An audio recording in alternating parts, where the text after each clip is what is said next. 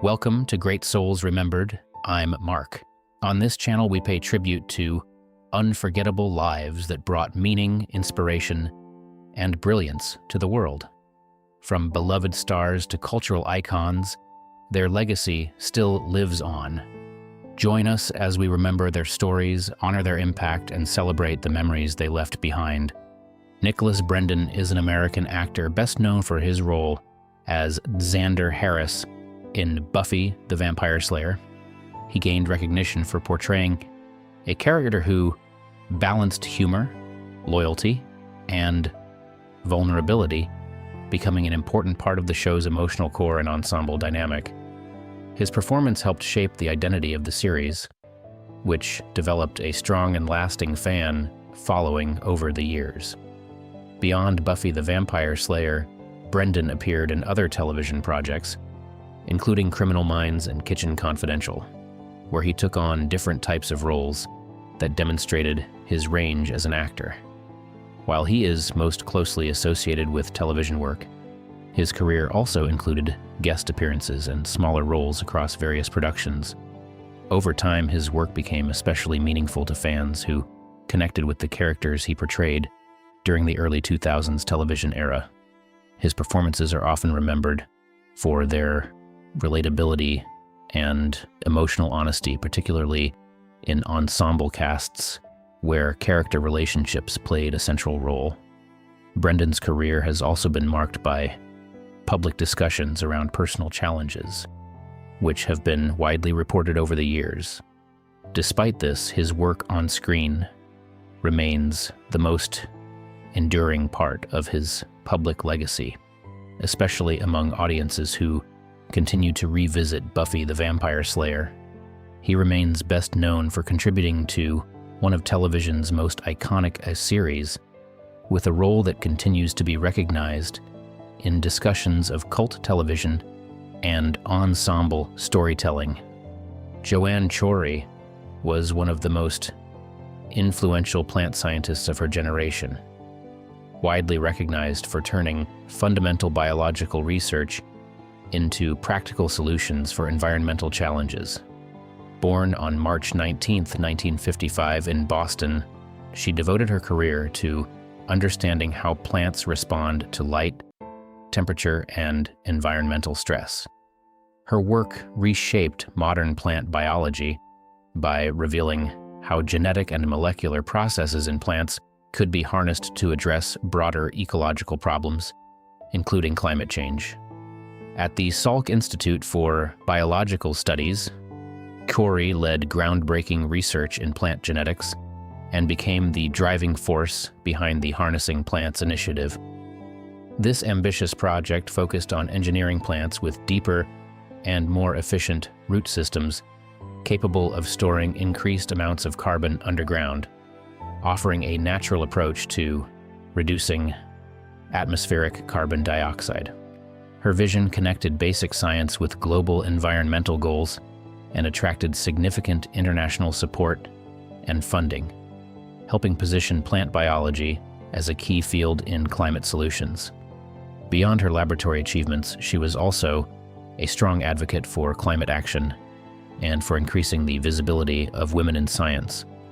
Her contributions were widely recognized, including honors such as the 2018 Breakthrough Prize in Life Sciences and the 2019 Princess of Asturias Award. Despite being diagnosed with Parkinson's disease in 2004, she continued her research with determination and focus, remaining active in science and advocacy. She passed away in La Jolla, California, at the age of 69 due to complications from Parkinson's disease.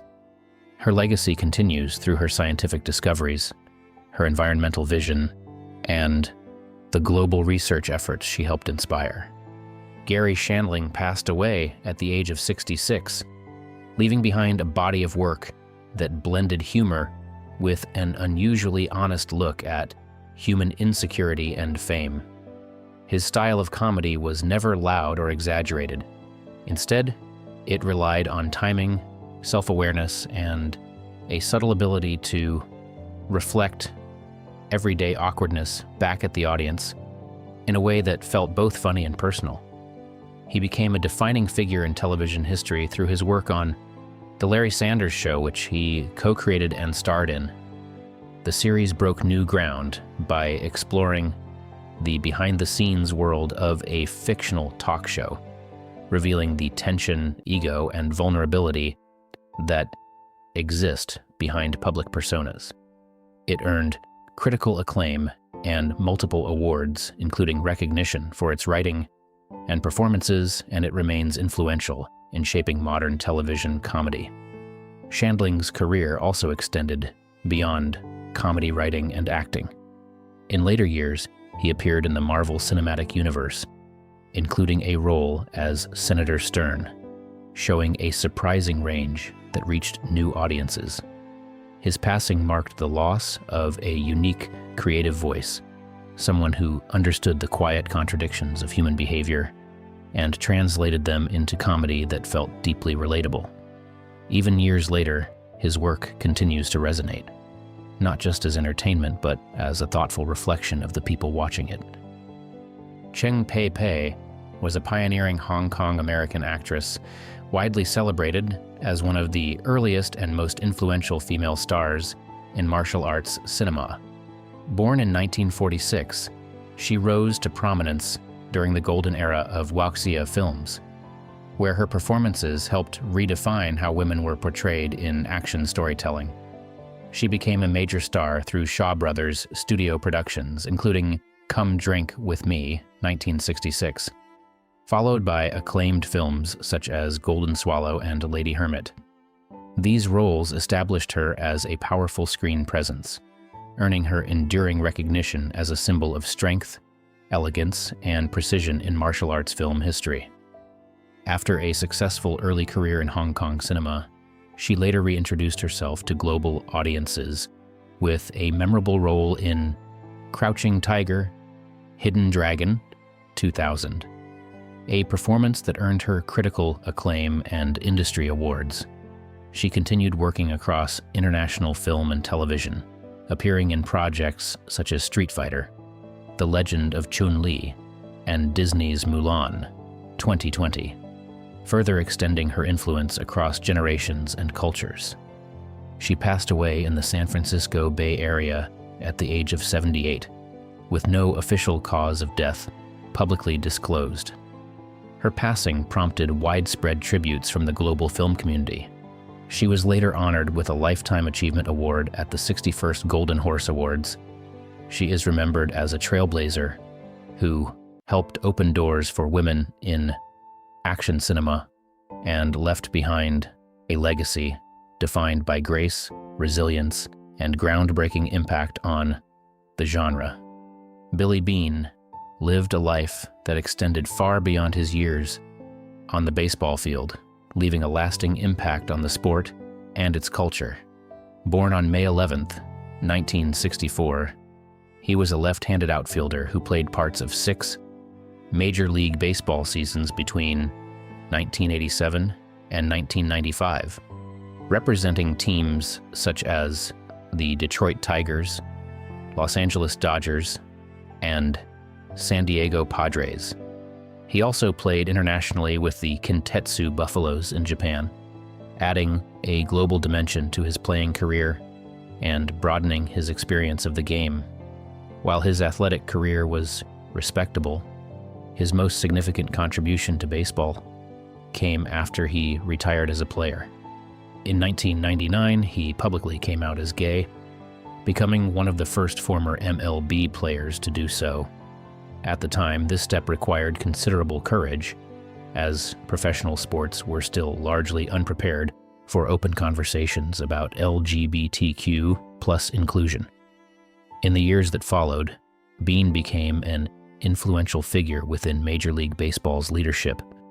In 2014, he was named the league's first ambassador for inclusion, and later served as vice president and then senior vice president and special assistant to the commissioner. In these roles, he worked to promote diversity, inclusion, and cultural change across the sport. Billy Beane passed away after a battle with amyotrophic lateral sclerosis, ALS. He is remembered not only for his time as a player, but more importantly for the lasting cultural change he helped bring to baseball. Dolly Parton's story begins in the Smoky Mountains, where poverty was not an event, but a permanent landscape. Born into a one-room cabin in Locust Ridge, Tennessee, she grew up as one of 12 children in a home where electricity, running water, and even enough food were luxuries rarely present. Her father worked grueling labor jobs, while her mother held the family together with faith, resilience, and music. In that cramped wooden cabin, survival was measured in shared beds, patched clothing, and meals stretched thin across too many mouths. Yet even in deprivation, music filled the air, becoming both comfort and inheritance. Her mother sang Appalachian hymns, and Dolly absorbed melody as naturally as breath. But outside the home, poverty became humiliation. At school, she was singled out for her handmade clothes and worn shoes, learning early that shame is often taught by the eyes of others. Still, within that hardship, something unbreakable formed, a determination that she would not remain trapped in the life she was born into. That tension between suffering and imagination became the foundation of everything she would later become, shaping a voice that carried both sorrow and joy in equal measure. The Greyhound bus to Nashville and the weight of rejection. At 18, Dolly Parton left the mountains with $20, a suitcase, and a guitar, boarding a Greyhound bus to Nashville in 1964. She believed talent and persistence would be enough, but the city quickly proved otherwise. Nashville was overflowing with dreamers, and the industry had little patience for unknown girls with mountain accents and oversized ambition. She lived in poverty once again, surviving in a cramped apartment while knocking on doors across Music Row. Executives dismissed her appearance, her voice, and her songwriting instincts. She was told she did not fit country music, despite being shaped by it. Even when given the chance to sing, she was met with indifference. These rejections were not just professional setbacks. They echoed the childhood message that she did not belong. Yet she persisted, writing constantly and performing wherever she could. Slowly, small openings appeared, including a modest recording opportunity that led to early recognition. Her first single, Dumb Blonde, challenged the stereotypes placed upon her, marking the first crack in the wall between obscurity and recognition. Still, she remained financially unstable and emotionally isolated, unsure if persistence would ever be rewarded.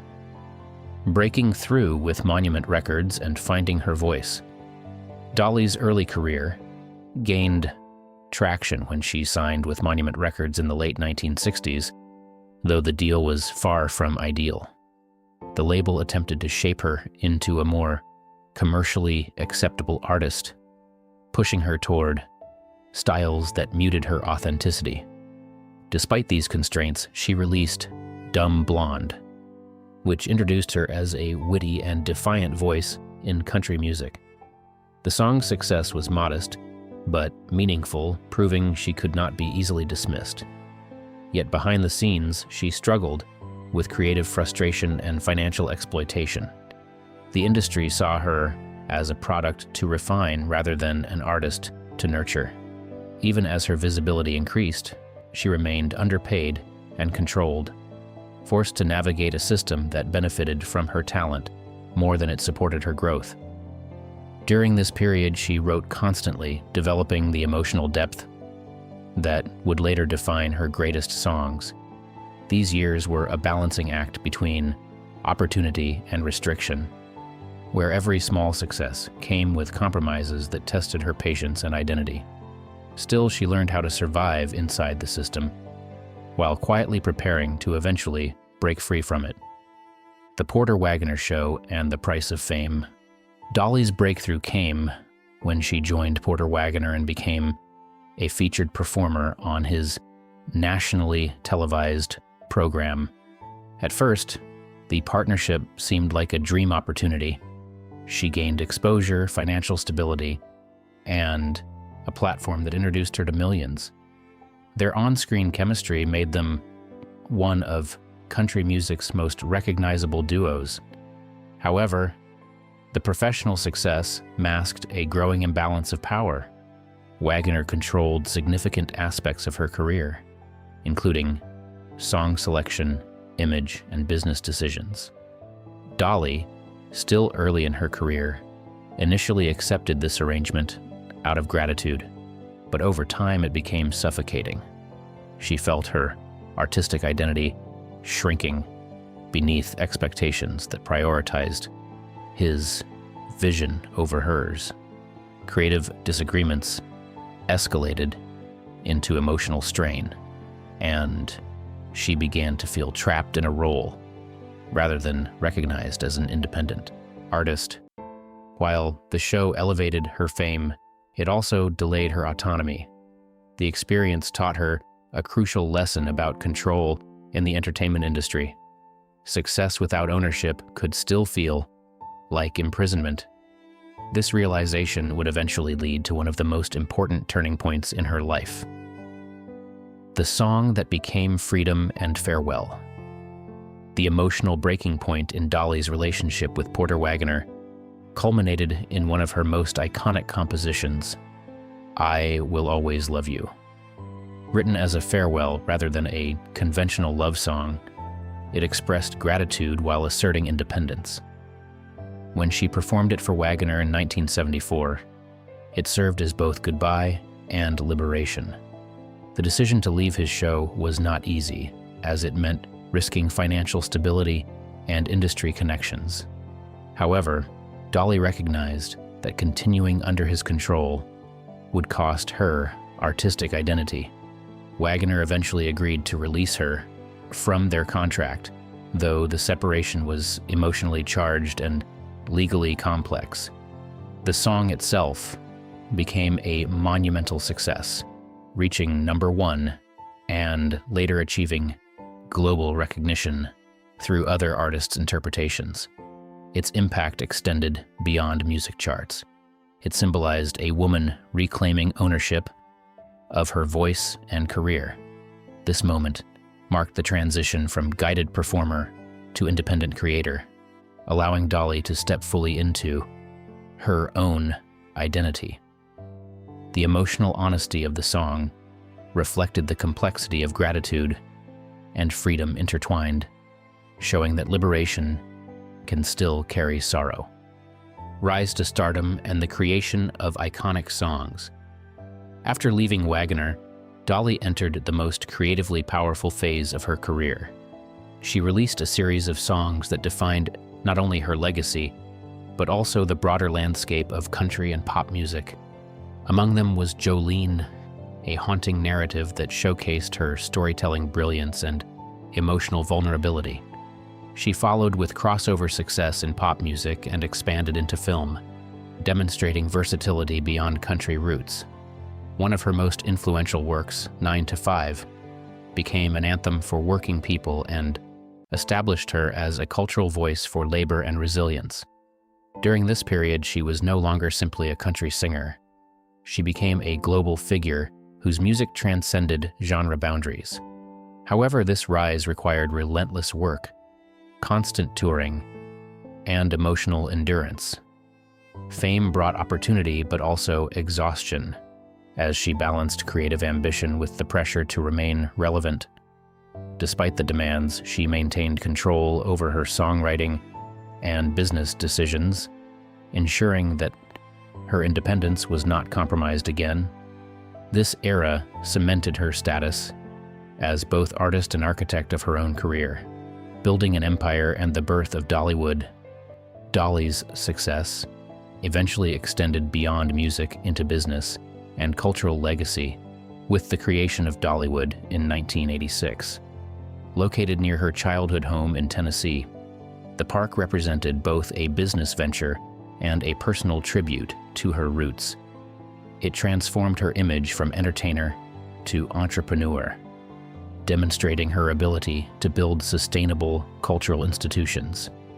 Dollywood became a symbol of economic revitalization for the region and a celebration of Appalachian identity. It also reflected her desire to give back to the community that shaped her early life. Unlike many celebrity ventures, it was deeply connected to her personal history rather than detached branding. The park's success reinforced her status as a business powerhouse with diversified income streams, including music publishing, entertainment production, and tourism. Through these ventures, she achieved financial independence that few artists in her genre had ever reached. Yet even as her empire expanded, she remained grounded in the values of humility, storytelling, and emotional authenticity that defined her upbringing. The hidden weight of fame and emotional strain. Despite her success, Dolly's life was not free from emotional struggle. The pressure of constant performance, public expectations, and relentless work took a toll on her mental and physical health. She often pushed herself beyond exhaustion, fearing that slowing down would cause her success to disappear. Beneath her bright public image, she carried memories of poverty, rejection, and creative struggle that never fully faded. Fame did not erase these experiences. It amplified their contrast.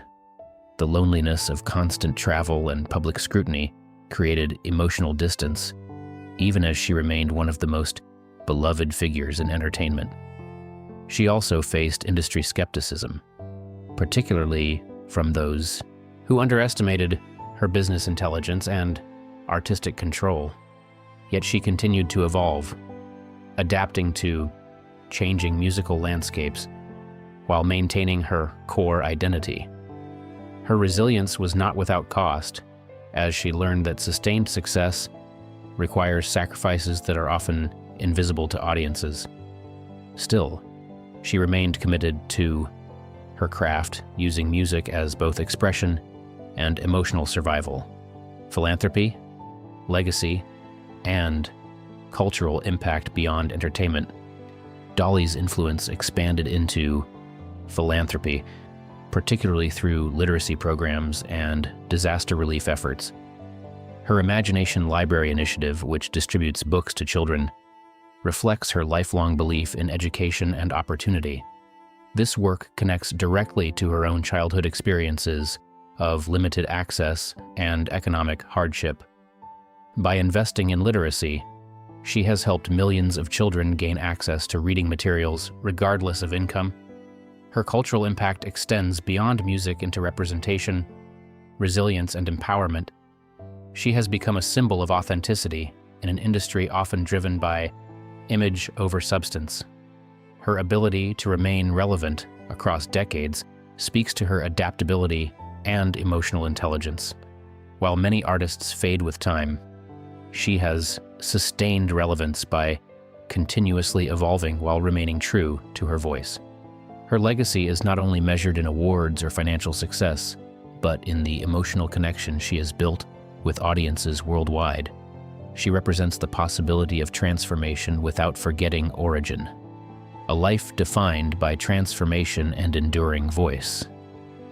Dolly Parton's journey is ultimately a story of transformation shaped by hardship, creativity, and unwavering self-belief.